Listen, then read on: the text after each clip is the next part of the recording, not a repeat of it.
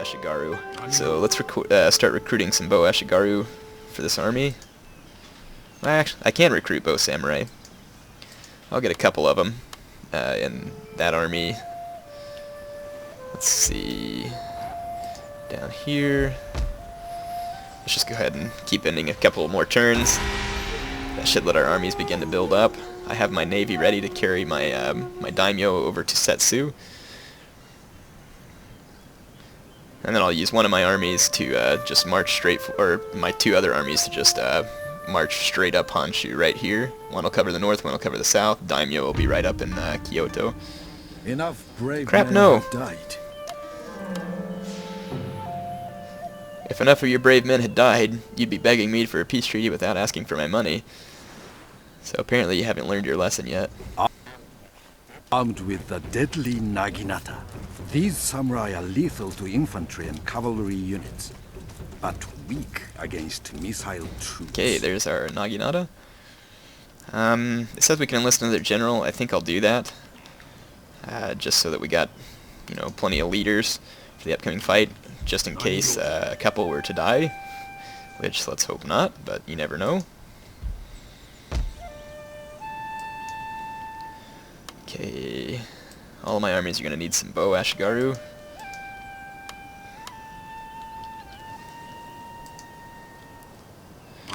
Let's see, bow Ashigaru. I recruited 2 bow samurai, so that should be enough. There we go. Let's see if there's any buildings I can upgrade here. Upgrade the archery range. I guess I'll go ahead and, well, let's increase all these roads and trading ports and all that kind of stuff that we can do as well. Okay. Just while we have the money, make sure that these provinces are churning out the best amount of money that they can,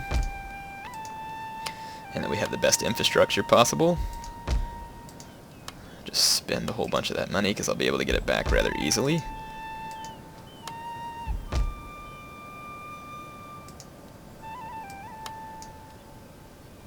Okay.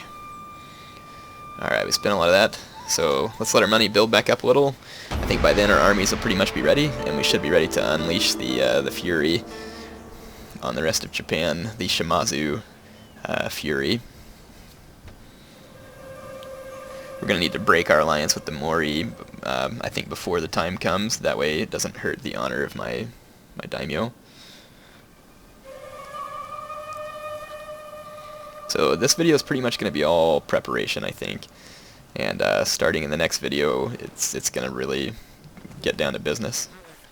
Katana cavalry excel against enemy cavalry, but are vulnerable to the spear and the bow. The Nodachi requires great skill from its master. Its size makes the bearer vulnerable in melee defense, but on the charge, it is deadly. We have disease in Busan. That's no good. Kinda sucks, in fact. Go ahead and bring this Metsuke up over into this province. Let's check out the recruitment queue. You definitely want a lot of archers in any of your armies, just in case that you end up needing them for a siege battle. So you definitely want to come archer heavy, and you usually won't regret that. Let's see.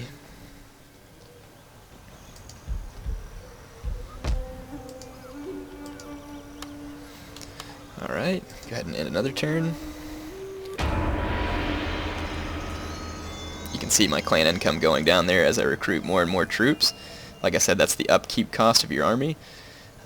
For those of you who are new to the game, just remember when you're playing campaign, you cannot just focus on building armies and going forward. You have to maintain an economy, which hopefully I've talked about a lot on this game.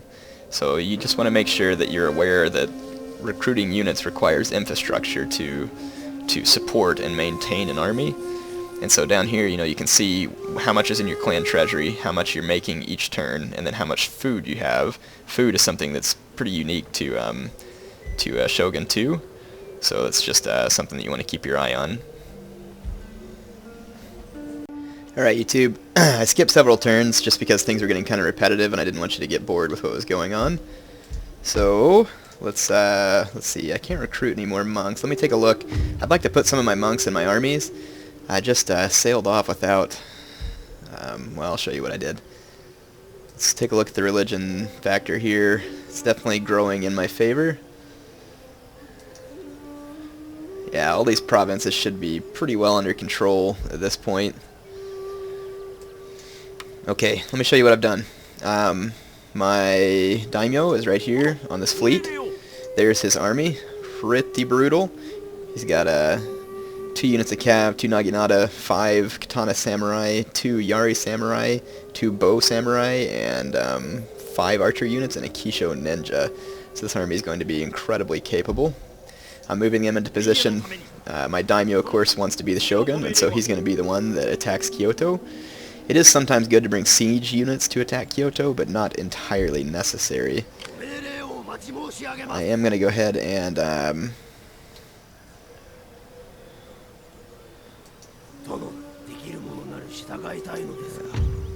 let's see, I need to request military access from the Mori. Welcome, noble friend. Request 10 turns. There is much to discuss for our mutual Offer 10 benefit. turns. See if they're interested. They want a payment? Yeah, that's fine. We should discuss matters. I'll take the payment from them. Let's see, it says they're friendly. Integrity is questionable. For our mutual benefit. Let's see, it says my power is terrifying rich. It says they're strong and moderate. So, and they're pretty friendly towards me. We might want to see if there's anything we can do to solidify. We can't arrange a marriage or exchange a hostage. Can't really give them any gifts or anything like that. Just, I'd like for them to be very happy, so that it's possible that they might stay with me during the Realm Divide, but I don't guess that there's any guarantee of that. So I'm going to just move my armies on through their land. If they turn against me in the Realm Divide, then I will be ready to destroy them. Actually, they own all these provinces here. It's just this is the only one that isn't. It's rebel controlled. That'll be my next target. We'll see how the Mori react to me. But, I mean, I'll have a couple of armies with which to make sure that they can't, you know, start taking all my provinces. And I think I will go ahead and upgrade this settlement a little. Alright, you can see I have a ton of money. That's also in preparation for the impending war. Like I said, I have my monks right now are helping convert my cities. Once I get done, I'll probably take them and join them up with my army so that they can be of value there. But what you're seeing here is the Shimazu on the move. This campaign's about to get pretty interesting, and I am very much looking forward to it because I think I'm in an extremely good position, both strategically and economically. And like I said, I've got some extremely tough armies with which to defend my territories, and I think that'll leave me in pretty good shape. Ooh, crap. This is where my huge army is. It says that I have the advantage in this battle, so I guess I will show you this. This is going to be risky business indeed, because if I lose this navy, I'm going to lose a whole bunch of my troops. So I will see you on the battle map. Alright, we're about to mix things up here. I've got my my bow ships out front. In fact, I'm going to paddle outside of this island here, and I'm going to leave my trade ships in the back, because I don't really want them to get damaged.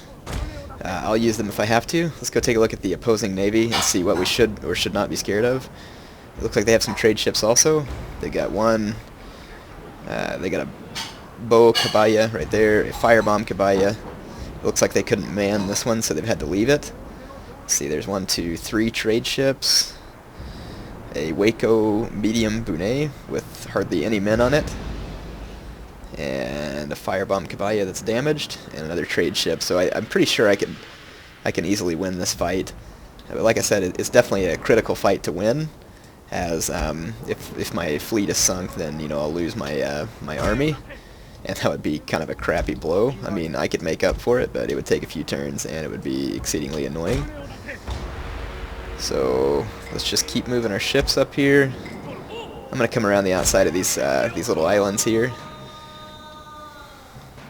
Come try and catch this enemy navy.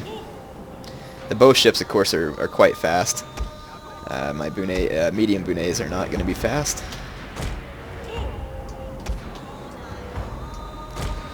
In fact, I'm going to go ahead and put these guys up to battle speed. Try and hurry up here. I'm not real experienced with naval battles, but I do know that my bow caballas can fire arrows. So once I get within range of the enemy fleet, I will definitely turn on the fire arrows.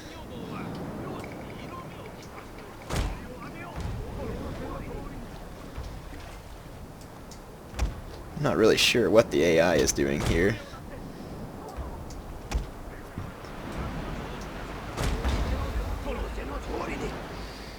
They're kind of heading right towards these islands. It's almost like they're going for my trade ships. Doesn't really make any sense, but we'll see. Again, I'm going to fast forward some, get the battle started. I think I am coming within bow range now with my bow caballas. Yep, they're going to open fire. And here in a second, when I get within range of more of their navy, I'm going to turn on the fire arrow effect and see if we can light some of their ships on fire. I'm going to keep giving my ships movement orders here to try and get in good position. The enemy navy right here definitely doesn't have good position. In fact, I'm going to go ahead and turn on the fire arrows. Oh, yeah, they're doing it to me. Dang right, I'm going to turn it on. Yeah, this ship right here is worried. Oh, check it out, dude. We totally burned up this ship. This one's all kinds on fire. So that's what the bow caballa's special ability is, the fire arrows. And if you use those timed properly, it can be extremely helpful. I definitely want to keep my Daimyo away from the bow caballas just in case they try and light him up. So it looks like a couple of the pirate ships have already surrendered. Or not the pirate ships, the, what is it, the Hatakayama clan. My plan's going pretty much the way I'd hoped it would at this point.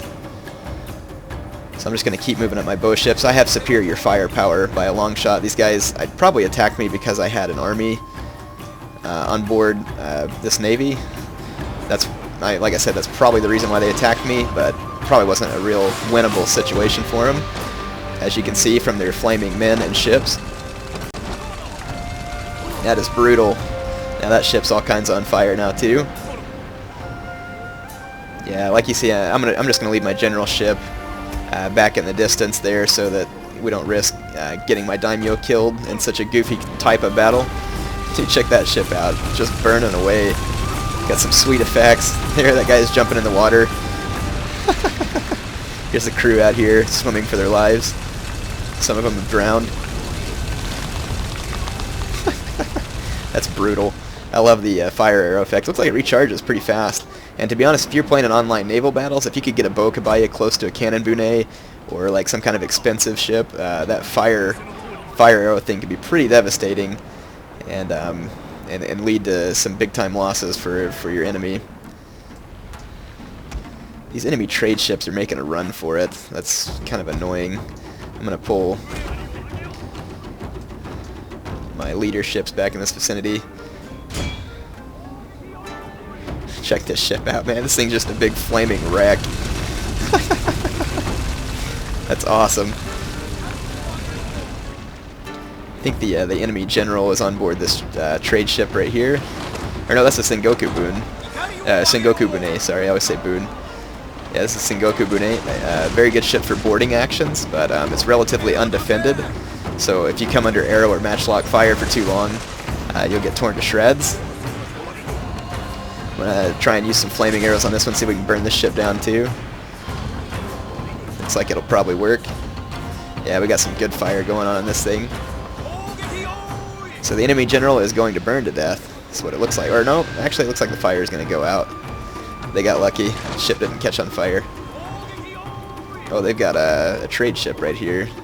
But again, it's not going to be too much of a worry. It looks like it's on fire a little bit, but it looks like it's going to go out.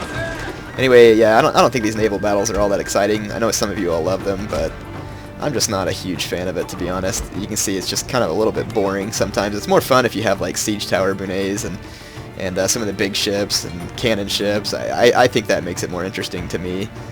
I'll turn on the fire arrows again so we can go ahead and burn down the admiral ship because we're not doing a whole lot of damage to it just sitting like that. Looks like there's a small fire on board of it, but nothing significant. There it goes, it surrenders.